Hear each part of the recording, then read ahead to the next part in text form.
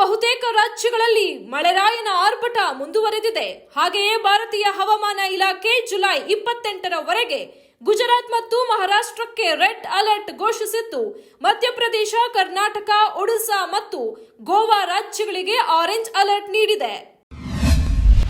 ಸದ್ದಿಲ್ಲದೆ ಪದಕಕ್ಕೆ ಗುರಿ ಇಡಲು ಕೋಲ್ಕತ್ತಾದ 23 ವರ್ಷದ ಯುವಕ ಸಿದ್ಧನಾಗಿದ್ದಾರೆ.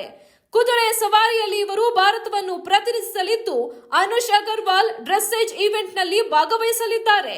ಸರ್ ಕಾರ್ಮೆಲೋ ಓಲ್ಡ್ ಕುದುರೆ ಹಾಗೂ ಅನುಷ್ ಜೊತೆಗಿನ ಬಾಂಧವ್ಯ ಸೊಗಸಾಗಿದೆ.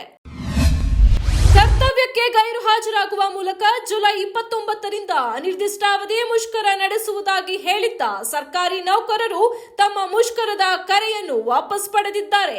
ಇದರಿಂದಾಗಿ ರಾಜ್ಯ ಸರ್ಕಾರ ಮುಜುಗರದಿಂದ ಪಾರಾಗಿದೆ. ಈ ಕುರಿತು ನೌಕರರ ಸಂಘದ ಅಧ್ಯಕ್ಷ ಸಿಎಸ್ ಷಡಾಕ್ಷರಿ ನೇತೃತ್ವದಲ್ಲಿ ನಡೆದ ಸಭೆಯಲ್ಲಿ ತೀರ್ಮಾನಿಸಲಾಗಿದೆ.